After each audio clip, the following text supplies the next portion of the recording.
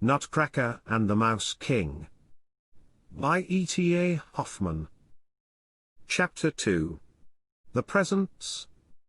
I put it to yourself, my friendly reader or listener, Fred, Fanny, Eddie, or whatever be your name, and beg you to bring clearly before your eyes your own last Christmas tree or table adorned with pretty, gay presents. Then you can very well understand how these children stopped, dumbfounded, with sparkling eyes, how only after a little Mary cried with a deep sigh of delight, "Oh, how beautiful! Oh, how beautiful!" And how Fred jumped for joy to relieve his feelings. All the past year, indeed, they must have been particularly good and well behaved, for never had they had such a number of delightful presents as this time. The great fir tree in the middle bore ever so many gold and silver apples, and for buds and blossoms, every branch hung thick with almonds and brightly colored sugar plums and other best kinds of goodies. But the finest thing about the marvelous tree must not be forgotten, that 100 small lights twinkled like stars among its foliage, so that, illuminated as it was inside and outside, it seemed to invite the children to pluck its fruits and flowers. And round about the tree everything shone gay and splendid, all the fine presents there, who could ever describe them? Mary caught sight of the most elegant dolls, all sorts of neat little dolls' furniture, and, what seemed finest of all, a silk frock prettily decked with colored ribbons, stood spread out on a dress stand before her eyes, so that she could admire it from every side, as she did, crying out again and again, "Oh, the pretty! Oh, the dear dress! And may I really put it on?" Meanwhile, Fred, galloping and trotting round 3 or 4 times, tried his new cock horse, which he indeed found bridled and saddled on the table. Dismounting, he reported that it was a wild creature, but no matter. He would soon break it in, and proceeded to muster his new squadron of hussars, who were gorgeously equipped in red and gold, with silver swords, and rode such shiny white horses that these also might almost be believed of pure silver.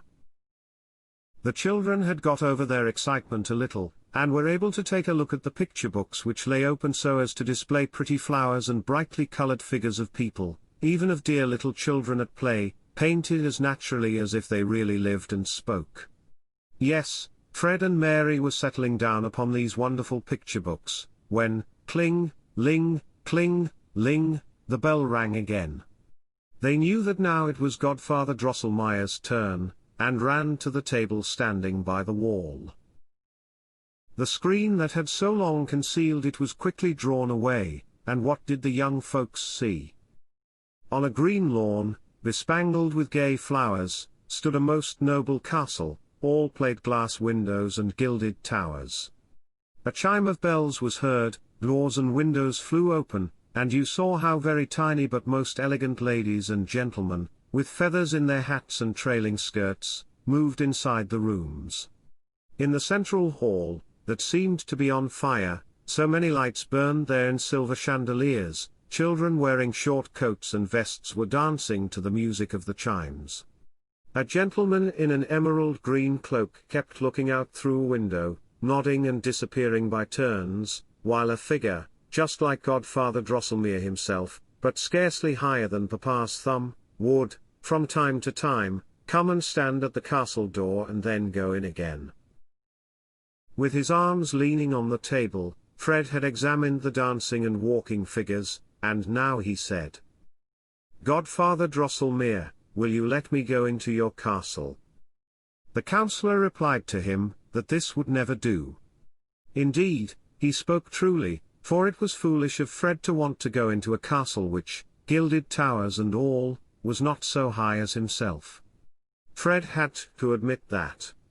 After a time, as the ladies and gentlemen went on walking up and down in the same way, the children dancing, the green man looking out at the window, Godfather Drosselmeyer's likeness coming to the door, he cried impatiently, "Godfather Drosselmeyer, now will you come out for once at the other door?"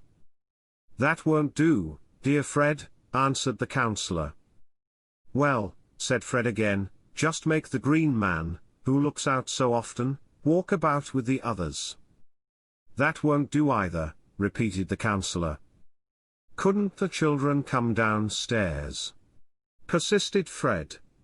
I should like to see them nearer.